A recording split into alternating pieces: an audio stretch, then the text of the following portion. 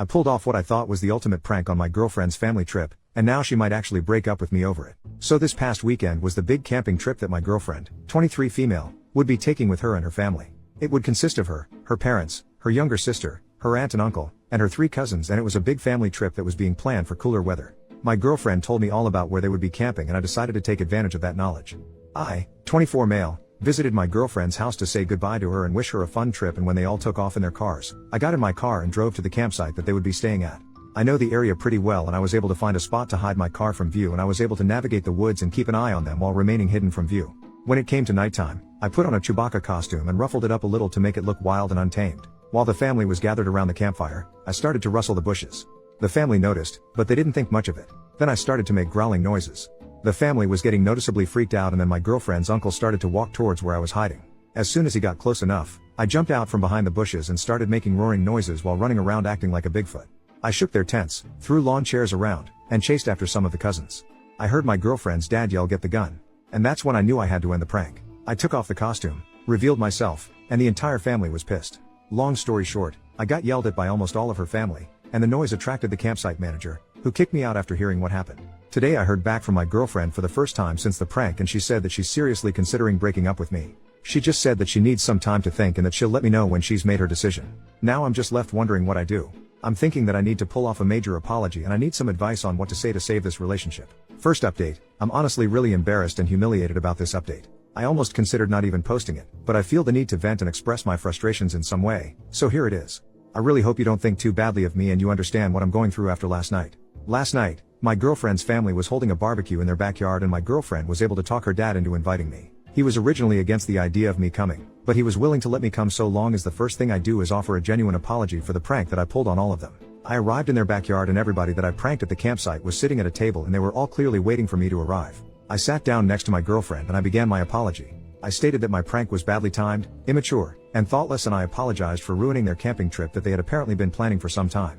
I tried to make it as genuine and sincere as possible, and when I was done, I waited for some type of response. There was a really long awkward silence as the whole family just kinda stared at me. Then the uncle whispered something in the dad's ear and they both burst out laughing, but I couldn't make out what he said. The dad then said that he didn't accept my apology, and then he told me to leave. My initial response was a very loud "what the hell?" And that made things worse. My girlfriend's dad kept telling me to leave, and I lost my temper. I swiped an empty plastic cup off of the table and I said to the family, "Fine, screw all of you," while flipping them off with both middle fingers. As I was leaving the backyard, my girlfriend caught up to me and said that this was it and she was breaking up with me. She said that I was too immature and impulsive, and she said that she wants me to leave her and her family alone. I tried apologizing to her profusely. I kept saying, "Babe, I'm sorry. Just give me another chance and I promise I'll be good. I promise." I kept saying this over and over, but she said that she's given me millions of chances and that she can't fix me. She then walked off, and I did something that made things even worse. I yelled at her, calling her a beach, and then I started kicking and punching their wooden fence that separates their front and backyard. I knocked down part of the fence and then I left. All of that happened last night and I feel like crap. Part of me wants to just give up on her and move on, but I also want to prove to her that I'm capable of changing. I want to promise her no more pranks along with trying to control my temper. What do you think I should do?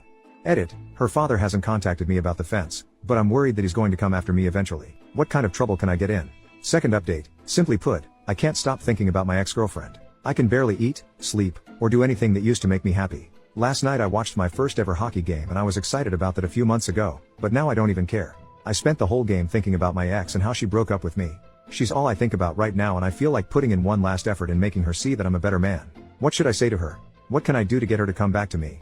Third update, for those who may or may not know, my girlfriend broke up with me because I pranked her and her family by dressing up as Bigfoot and ruining their camping trip, but I think that since some time has passed, my girlfriend might be of a cooler head, and I was thinking of trying to win her back in a clever little way that involves the Bigfoot theme. My idea is to dress up as Bigfoot again, but not to scare anyone. I'm going to dress up, go into her backyard with an old stereo or CD player that still works, and play Sorry by Buckcherry. I'll play it loud enough for her to hear, and I'm hoping she'll accept it and see it as a cute apology. I know it sounds a little cliche, the whole stereo outside the window thing, but I'm hoping that the Bigfoot costume might be a new little twist on it, and it'll be my way of apologizing for the Bigfoot prank. What do you think? Fourth update, after reading through some of the responses from yesterday, I decided to just go for it and get it over with. I dressed up in the ruffled up Chewbacca costume, grabbed the stereo, and walked over to my girlfriend's house at nighttime. We live in the same neighborhood and there's a shortcut through a little stretch of woods that I take from my place to hers, and that's the route I took last night. I climbed into their backyard and I stood in their grass, holding up the stereo while playing the song that I had intended, Sorry by Buckcherry. The problem is that the stereo was an old piece of crap that I dug up from my basement and the volume wasn't loud at all. It sounded muffled and I didn't want to risk moving closer to their house in case I was seen. But I wanted something to come from the night and I set down the stereo and peered into the window that I knew led to my girlfriend's room. My girlfriend was just playing with her phone on her bed and I just stared into her room for a little while. I guess I was caught up in staring at her since I hadn't seen her in a few weeks and I didn't realize that I had been staring in there for a long time. I turned to leave, but I saw one of her neighbors out on their porch, looking directly at me, and they were on their phone. My first thought was that they were probably calling the police and I panicked. I did something really stupid and tried to go in my girlfriend's house by pulling at their back green door, but her mom saw me trying to get in and she screamed. I then ran back towards the woods and I tried to pick up the stereo, but I really hurt my back while bending over, so I just left it in their backyard.